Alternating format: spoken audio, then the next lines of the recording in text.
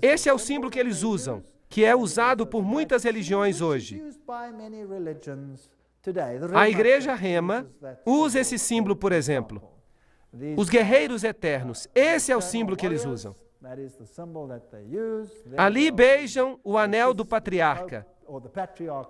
Eles se tornam cavaleiros, como os demais cavaleiros. E eles incluem proeminentes banqueiros e indivíduos.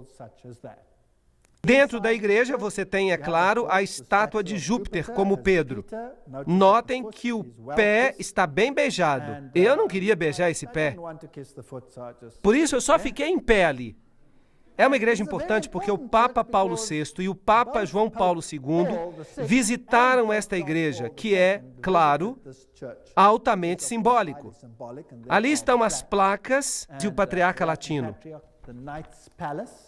Se vocês entrarem, há um altar interessante, e quando você olhar para o altar, você vai ver certas figuras ali. Esta é muito interessante. Vamos chegar mais perto. Conseguem ver a águia com duas cabeças? Esse também é um símbolo da maçonaria. Ali está, sobre o altar dos cavaleiros. E o que existe ali desse lado? Duas espadas seguras como uma bússola. Fascinante. Há muitas figuras maçônicas aqui. As penas da cauda, a águia, tudo lembrança do que você tem, por exemplo, no verso da nota do dólar. E todos esses outros círculos interessantes com o triângulo e com o sol ao redor dele. Os herdeiros dessa variação templária são os jesuítas. Agora, os jesuítas, é claro, são aqueles que, por trás dos bastidores, controlam muitas coisas. Eles foram fundados no dia 15 de agosto de 1534. Foram fundados por Inácio Loyola e foram sancionados pelo Papa no dia 27 de setembro de 1540. Então, eles foram criados, por assim dizer, para enfrentar a reforma. Seu objetivo era destruir a reforma. Loyola queria que a ordem fosse a campeã da unidade católica e, é claro, da submissão ao vigário de Cristo, o Papa. Isso era absolutamente essencial. Aqui você tem a instituição da organização de Loyola pelo Papa. Nesse dia particular. E há algumas analogias interessantes que nós encontramos aqui. Aqui, por exemplo, há uma analogia considerável entre os graus maçônicos e os jesuíticos. Os jesuítas também pisam no sapato, carregam o joelho, porque Inácio Loyola assim se apresentou a Roma e pediu a confirmação da ordem. Agora, tudo que eu falo tem uma citação junto. E se alguém ficar chateado com alguma coisa que eu disser, então telefone para as pessoas que disseram isso e fique chateado com elas, certo? Então é isso que faziam e é isto que a maçonaria faz. Então você tem aqui uma ótima ligação. Portanto, quem existiu primeiro? Os maçons ou os jesuítas? Os jesuítas existiram primeiro, claro. Deveriam obedecer como que a um cadáver.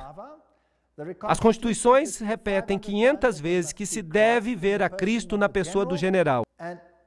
E se Deus lhe der um cachorro como general, você precisa obedecê-lo como se ele fosse o próprio Cristo. Aqui está a estátua de Loyola, num retiro jesuíta, Loyola em visão, a Sociedade de Jesus constituída na Capela de Notre-Dame, em 1534, agora a Capela do Sagrado Coração, em Paris, com muitas incrustações ocultistas. E aqui está o famoso juramento jesuíta que cada jesuíta faz quando ele se torna um jesuíta. Isso vai nos dizer algo sobre o caráter dos jesuítas.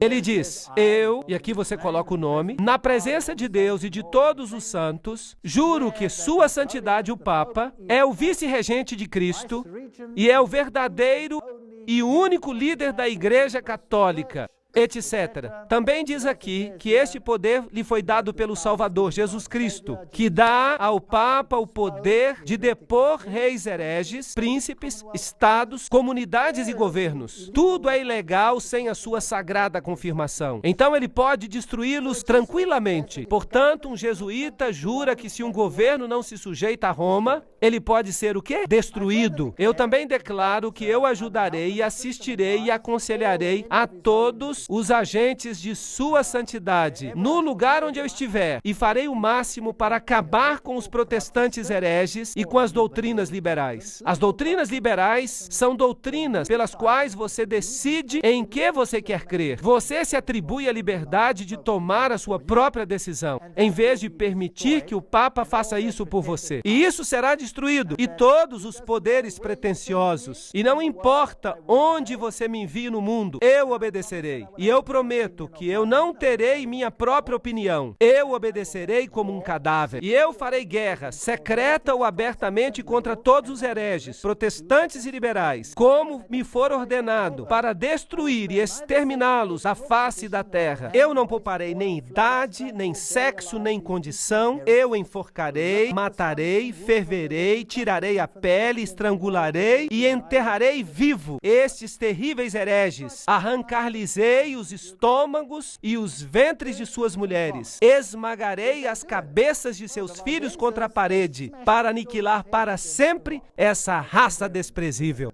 Parece mesmo uma promessa cristã. Concordam? Uma promessa muito cristã. Será que eles fizeram isso? Bem, eles esmagaram as cabeças das crianças valdenses contra as rochas para fazerem com que seus pais se arrependessem. No Império Otomano, e essa é uma história interessante, na Sérvia, eles pegavam as crianças, eles as jogavam no ar e eles as amparavam com suas baionetas. Não eram pessoas boas. Agora, você pode dizer que era o Islã, que não eram os jesuítas. Podemos debater isso. Falaremos sobre isso em outro momento. E o juramento diz que se eles não puderem fazer isso abertamente, eles farão em segredo. É isso que um jesuíta jura. Esta é a famosa Universidade Pontifícia Gregoriana aqui em Roma, a mais prestigiosa universidade católica do mundo. Os jesuítas, em todas as suas sedes, têm essas figuras nas cavernas. Agora, no paganismo, todas as deidades saem de cavernas e têm as letras IHS, que realmente significam Isis, Horas, Set, isto é, a trindade egípcia. Claro que eles dizem que significa Iesus Hominum Salvator, Jesus o Salvador dos homens. Mas não, significa IHS. E seu símbolo é o triângulo com o olho que vê tudo, representando essa divindade. Eles também usam o pilar, ou a estela, se você prefere. Eles têm o símbolo com o triângulo e o olho. O círculo interior, que é também o símbolo usado no movimento da Nova Era. Nós já vimos que Gary K. diz que a maçonaria controla o movimento da Nova Era e que os jesuítas controlam a maçonaria, ou a criaram. Esta é a Universidade dos Jesuítas em Praga. No alto dela, eles têm Atlas, não Jesus Cristo. Se você for a uma sede jesuíta moderna, eu visitei esta. Às vezes eu sou chique. Ali estou eu, tirando foto, e dentro eles têm uma figura de Cristo. Mas este não é Cristo, é Atlas, segurando o mundo sobre os seus ombros, disfarçado. Eles têm esses símbolos contra a parede ali. Este símbolo é o símbolo de Hermes. Se você tirar a cruz, então você tem o símbolo de Ísis. Temos aqui símbolos pagãos. Esses símbolos estão ali desde que foi construído, etc, etc. Ali simbolismo, Maria. O M é o M maçônico. O triângulo, Réia, a deusa. Aqui está uma igreja na Alemanha, uma catedral. Dentro você vê esse círculo com uma cruz nele.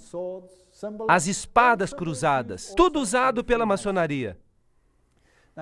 Agora, se voltarmos até a antiga Síria, essa era uma cruz proeminente, uma cruz maltesa, vem do antigo paganismo. Eles têm o símbolo das estrelas aqui, duas estrelas, uma sobre a outra, e duas cruzes, uma sobre a outra. Eles têm o compasso com uma lua, um símbolo com uma estrela nele, que é o símbolo que o Islã usa, por exemplo. Eles têm o calendário solar e a tríplice coroa. Tudo isso é usado pelo papado. As cruzes de cabeça para baixo representam a vitória de Cristo. Martelos e compassos e foices são símbolos que prevalecem no mundo. Ali está Jesus, em pé sobre o crânio e os ossos cruzados, que é o símbolo de Júpiter, o deus Júpiter, que é Lúcifer. De novo, cruzes de cabeça para baixo. Esta é uma catedral muito importante na Alemanha.